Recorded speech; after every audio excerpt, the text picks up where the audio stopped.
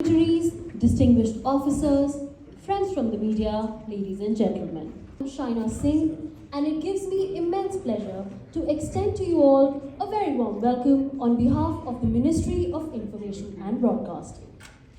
Today, we've gathered here to celebrate the 50th anniversary of diplomatic ties between the Republic of Korea and India, to nurture the collaboration between the two nations and pray for world peace. I deem it my privilege to welcome the Ambassador of the Republic of Korea to India, His Excellency Chung Ji-bok, and Secretary, Ministry of Information and Broadcasting, Sri Apurva Chandra on the dais. I also extend a very warm welcome to Sri Satyendra Prakash, Principal Director General, Press Information Bureau, and Sri Gaurav Dwivedi, CEO, Prasar Bharati. We also have with us Joint Secretary, Ministry of Tourism, Sri M.R. Saindram, Joint Secretary, Ministry of Culture, Ms. Amita Prasad Sarabhai, and First Secretary, Political, Embassy of the Republic of Korea to India, Ms. Kim Kwang-woo, to grace the dais. I would also take this opportunity to welcome other dignitaries from the Korean Embassy present here with us today. Gautam Buddha rightly said, "To walk safely through the maze of human life, one needs the light of wisdom and guidance of virtue." Furthering the ideals of Lord Buddha on the auspicious occasion of 50 years of India-Korea ties, a historic pilgrimage with over 100 Buddhists from the Republic of Korea has been organized across a route of Buddhist holy sites in India and Nepal, where the footsteps of the Buddha are preserved. Commencing on 9th of February, spanning over 1,167 kilometers in 43 days, the pilgrimage trail would chiefly cover the states of Uttar Pradesh and Bihar in India. With a sanguine motto, "Life, I Love You," the pilgrimage titled Sangwol Society Walking Pilgrimage would involve walking meditation, Buddhist ceremonies, and Dharma assembly, fostering a fruitful cultural exchange, and conclude on 23rd March 2023. I would now like to request the Secretary, Ministry of Information and Broadcasting, Sri Apurva Chandra, for his opening remarks. Excellency Chung Ji-bok, the Ambassador of the Republic of Korea to India, all my colleagues and the delegation from the Korean Embassy and the media friends. It is indeed a great pleasure today to brief you and to make the media aware about this very important event which is happening on the occasion when we are celebrating the 50th anniversary of diplomatic ties between India and Korea. 108 pilgrims from Korea, Buddhist pilgrims from Korea, will be walking for more than 1100 kilometers over 43 days on the Buddhist circuit in UP and Bihar, as well as parts of Nepal. This was the vision of our Honorable Prime Minister when he inaugurated the Kushinagar airport, and his vision was that the Buddhist circuit should be taken to the world and the entire world should be aware of the teachings of Lord Buddha and how Buddha lived and taught this during his period. And Buddhism, as we know, spread from India throughout the world. And now we are welcoming the world to India to experience firsthand the life of Buddha through his teachings and through our rare monuments which have again been refurbished by Ministry of Culture, and we feel that this is a very, very important occasion. As was mentioned, this pilgrimage has been organized by the Sangwol Society of Korea with the motto, "Life, I Love You," and the slogan, "Oh we, oh love, oh life." The route will cover all the Buddhist holy sites in India and Nepal, from the birth of Buddha to his Nirvana. The major programs will be walking meditation, Buddhist ceremonies, 108 prostrations practice, and the Dharma assembly. The purpose of this entire exercise is to firstly to celebrate the 50th anniversary of diplomatic ties between South Korea and India, and to increase the friendship and collaboration between the two countries, and to pray for peace in both nations. To spread a Buddhist culture of devotional activities through a pilgrimage of India, where the life and footsteps of the Buddha are preserved. To share the Buddhist culture of both countries and pray for world peace. To expand the culture of the Korean wave through the globalization of Korean Buddhism, and for South Korea and India to jointly explore Buddhist pilgrimage trails, the equal of any major international pilgrimage trail. So this is a very important point, that this Buddhist pilgrimage trail, it is one of the most important holy pilgrimage trails, and the Korean pilgrims who are coming and going to walk for more than 1100 kilometers over 40 days, and they will cover destinations like the departure will be from Sarnath in Varanasi on the 11th, and then thereafter the Bodhi tree at Mahabodhi Temple, Nalanda University, Kandakuti or Vulture Peak, Buddha's relic stupa site, Kesariya stupa, Mahaparinirvan Temple, and whole lot of sites they will be visiting on foot.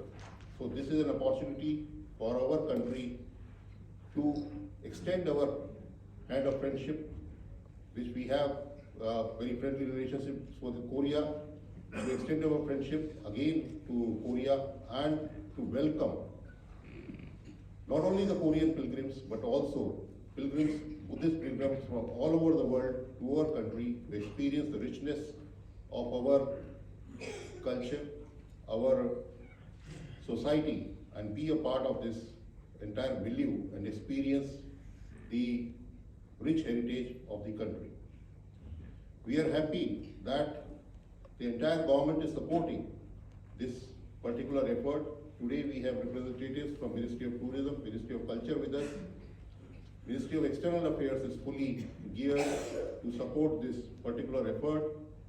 And the government of UP and government of Bihar, they are fully on board, and their representatives are also present here to extend the entire support to this pilgrimage. We would like to welcome the Korean pilgrims, the Korean and their support staff, and assure that all possible help would be provided during their stay in India.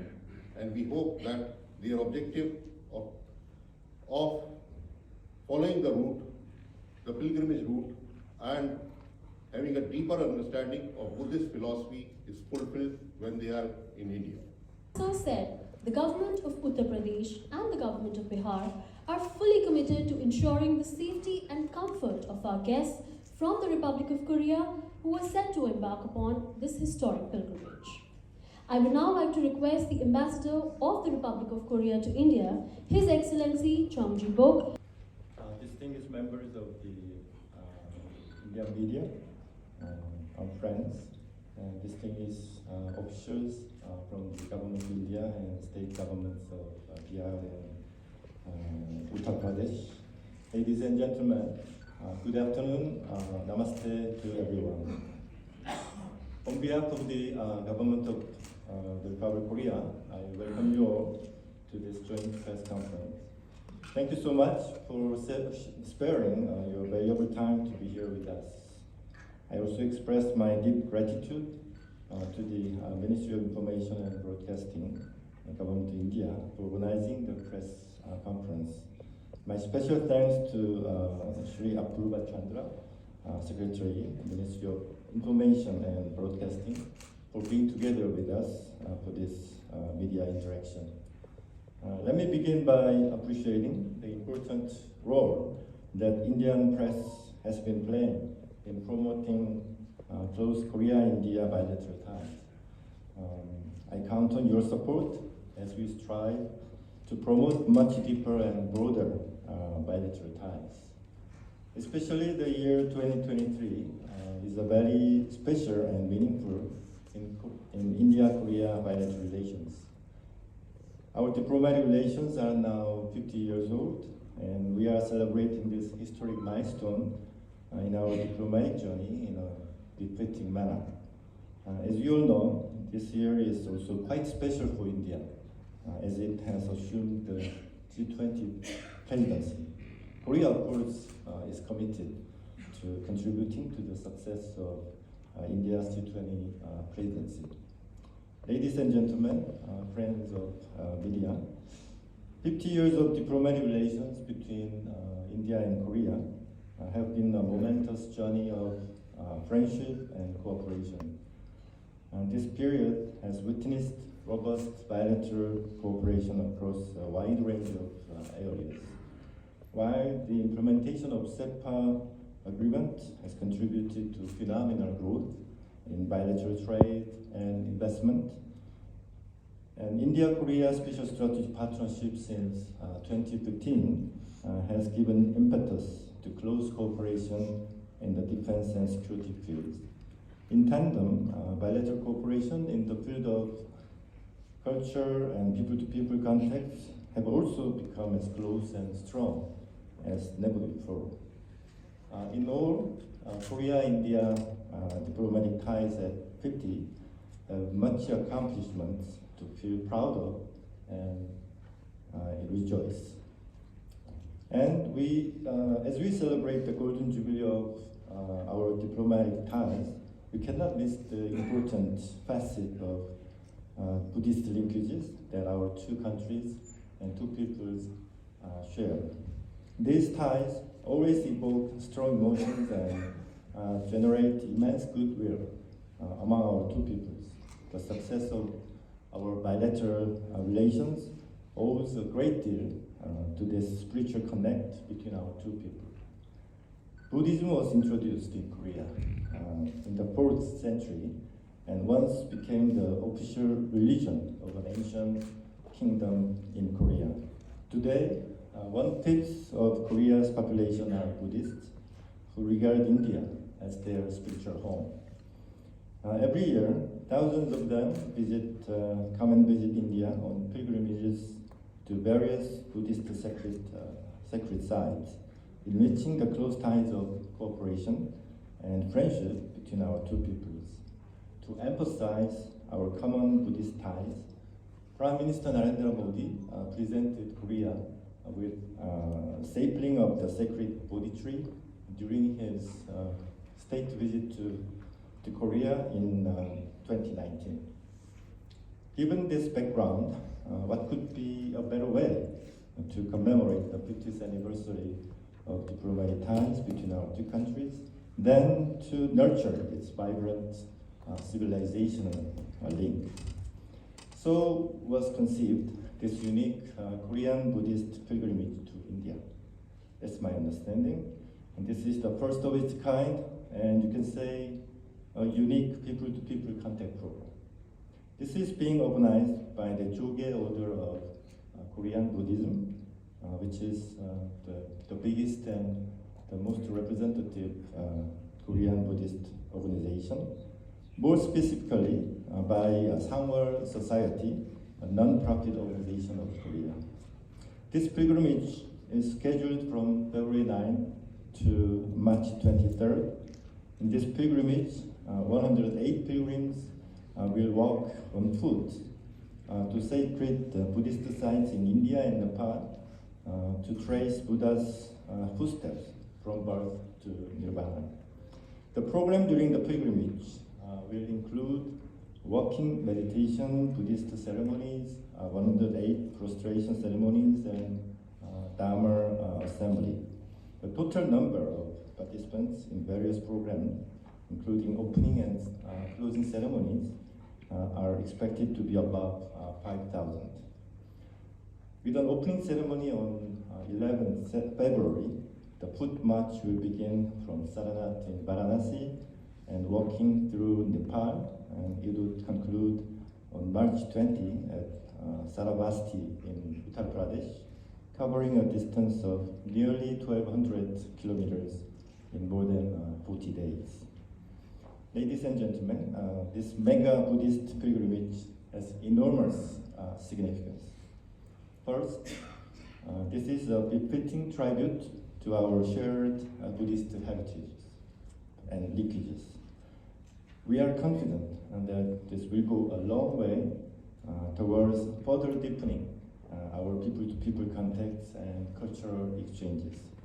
Second, the pilgrimage has the potential to popularize the Buddhist pilgrimage route in India, much like the Camino de Santiago in Spain.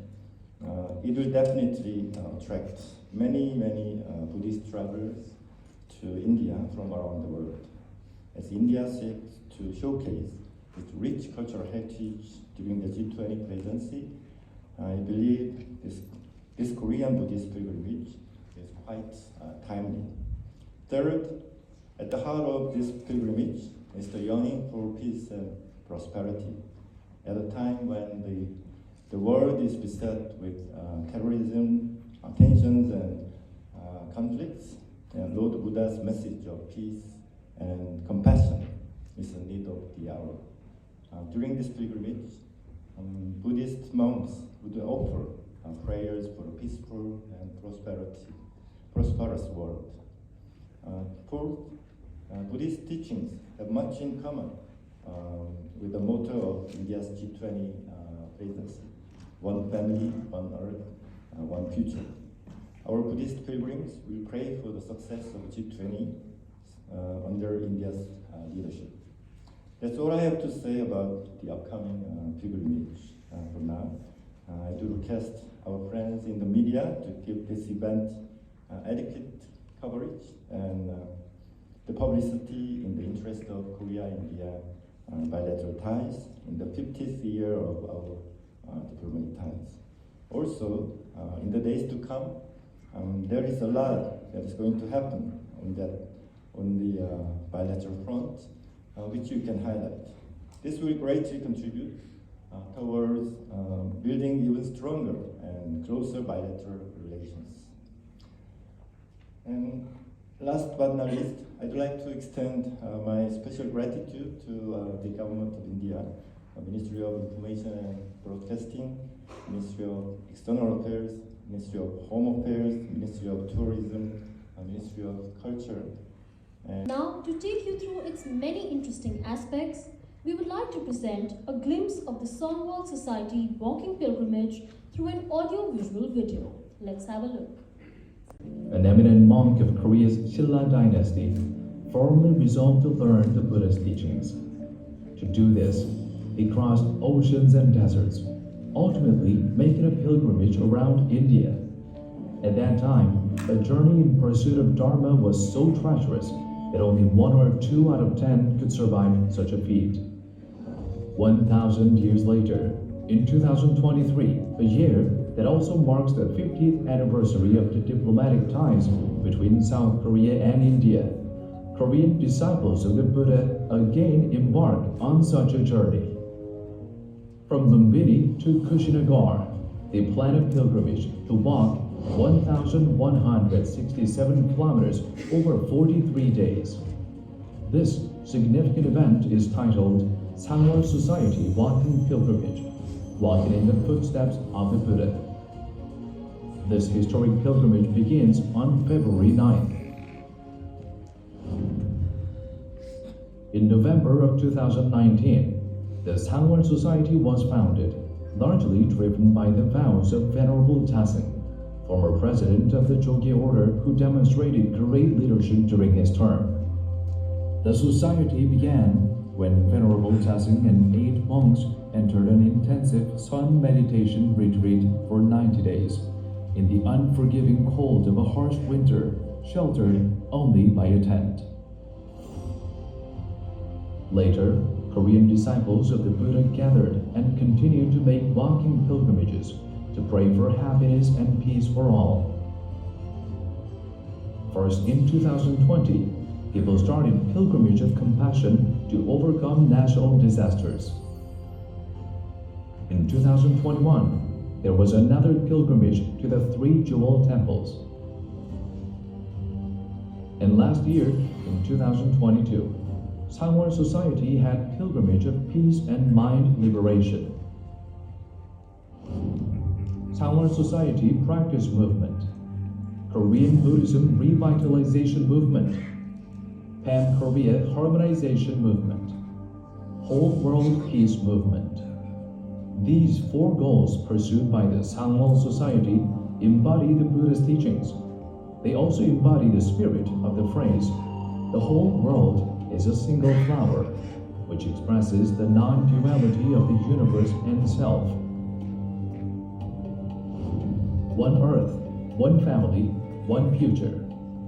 This theme of the G20 summit to be held in September 2023 in India is also the spirit of the Sangwol Society. The fourfold community of Korean Buddhism, monks, nuns, male and female lay Buddhists, walk together side by side in the Sangwol Society walking pilgrimage, walking in the footsteps of the Buddha. Along roads the Buddha himself walked, the pilgrims will pray. May South Korea and India initiate a path of renewed interaction and harmony. May citizens of both countries find peace and happiness. May our planet Earth and all lives on it feel respected and happy.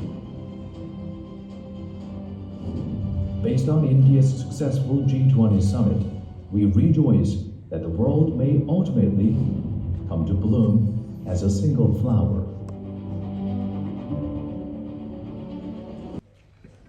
I think they will be having the figures. They can, but as a walking pilgrimage, I think this would be amongst the first where such a large number, and that too from Korea, they would be walking the entire stretch for 1167 kilometers. So, I mean, there Buddhist pilgrims do come in a big number to the sites of Buddhism, but largely it is, the travel is largely, earlier it used to be by train, and after the Kushinagar airport, it is by plane also. But I mean, this would be one of the largest walking pilgrimage by a foreign group. As far as we know, there's no activity after the closing ceremony. So for Lucknow, they will prepare the move from Lucknow to New Delhi, and then during the 3 days in India for the pilgrims, there's going to be some cultural activities in New Delhi, like temple food, the dinner, and also some cultural exhibition. So those things are prepared, but not in Lucknow.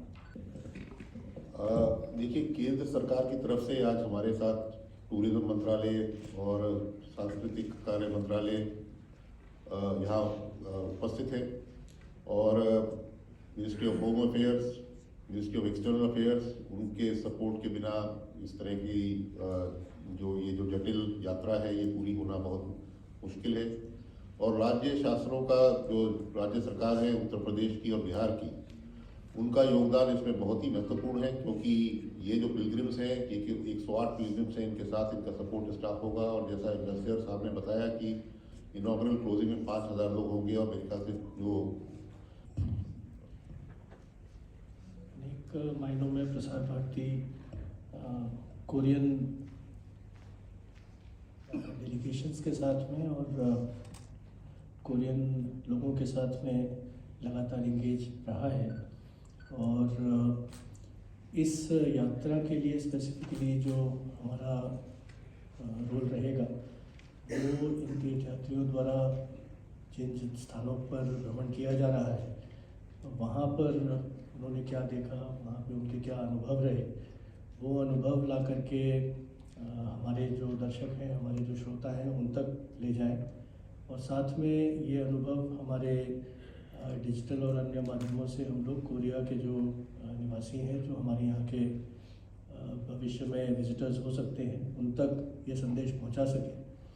और साथ ही साथ सांस्कृतिक तौर पर बड़े लंबे समय से कोरिया और भारत के बीच में जो रिलेशंस रहे हैं, उनको हम लोग भविष्य में और ज़्यादा बढ़ावा दे सकें कंटेंट शेयरिंग के माध्यम से, नए नए कार्यक्रम मिलकर के साथ में तैयार करके, और जो वहाँ के भी दर्शक हैं और श्रोता हैं, उन तक हम अपना कंटेंट भी पहुँचा सकें, और उनका जो कंटेंट है वो हम ला करके अपने दर्शकों। And we want the media of India become more interested in the coverage of this pilgrimage.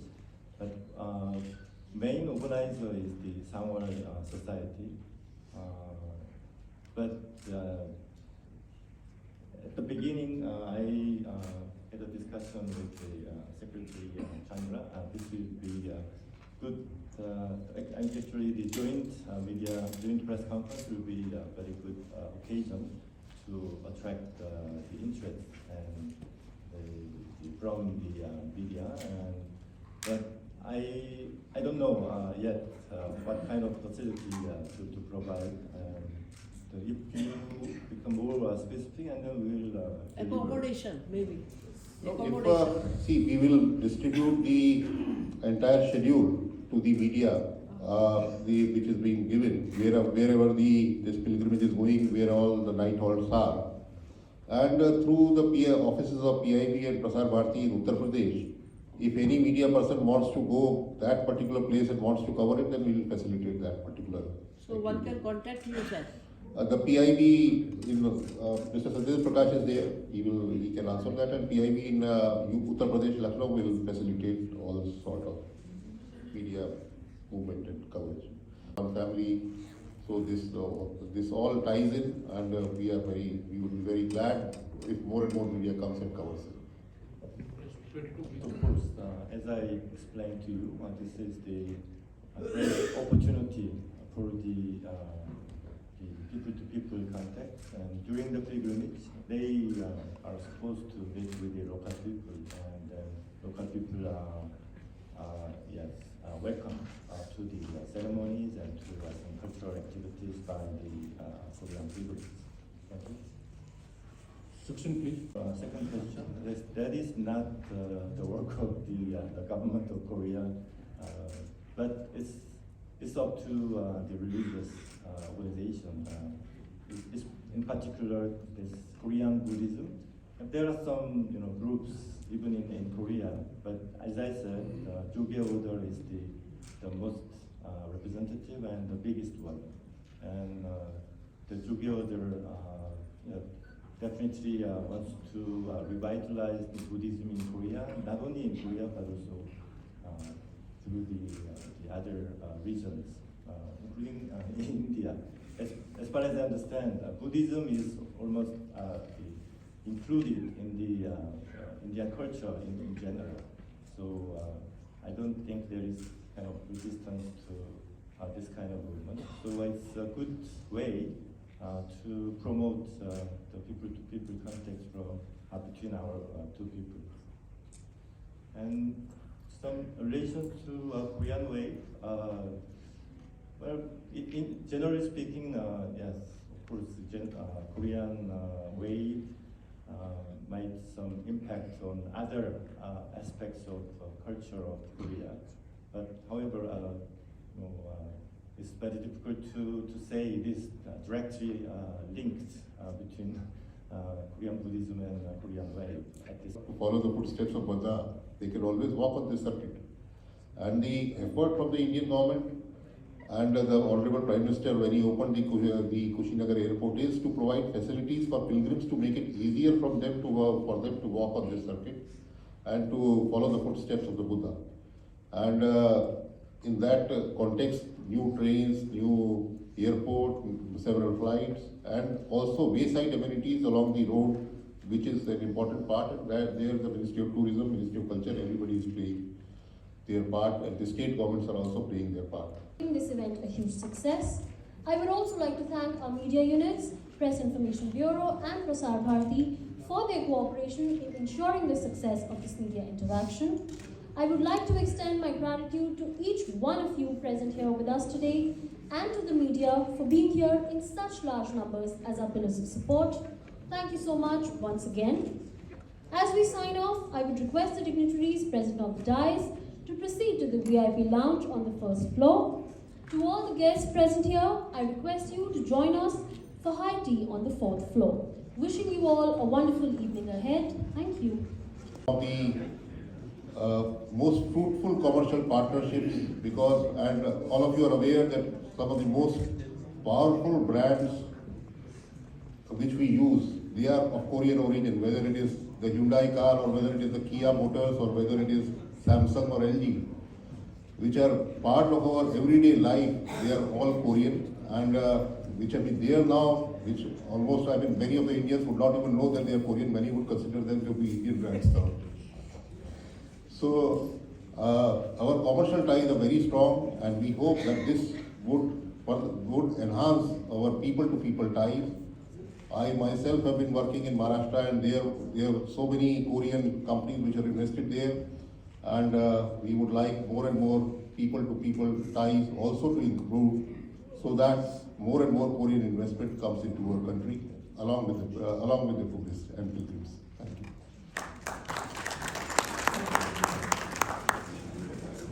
यहाँ से 108 पिलग्रिम्स, बुद्धिस्ट पिलग्रिम आएंगे और यहाँ 43 डेज तक पैदल चलेंगे यूपी, बिहार और कुछ भाग नेपाल में बुद्धा के पाथ पे, और 1167 किलोमीटर 1167 किलोमीटर्स का ये पूरा इनकी जर्नी होगी।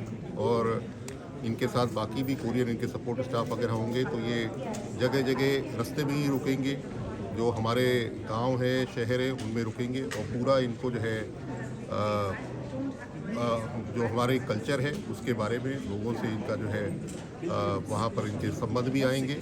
और हमें पूरी आशा है कि जिस तरह से कोरिया के ये पिलग्रिम आ रहे हैं, तो केवल कोरिया में ही नहीं, बाकी जो देश हैं जहाँ पर बुद्धिज़्म प्रचलित है, चाहे वो जापान हो, चीन हो या और जो देश है, वहाँ पर जो है हम बुद्धिस्ट पिलग्रिम्स को और टूरिस्ट को इस सर्किट पे अट्रैक्ट कर पाएंगे। Taking a walk on the Buddhist circuit, they will be walking for 43 days in all, covering a total distance of 1167 kilometers, and they will be staying on the way in the villages and towns of UP and Bihar, and they will be having people-to-people contacts, as well as participating in cultural events, making prayers, and also taking the full view of our Buddhist circuit, the facilities available, the holy sites. And I think this is a very, very important occasion, not only to increase the people-to-people contact between India and Korea, but also to popularize our Buddhist circuit, as our Honorable Prime Minister has envisioned, so that more and more Buddhist pilgrims and tourists can come from countries where Buddhism is prevalent, whether it is Japan, China, or any other country.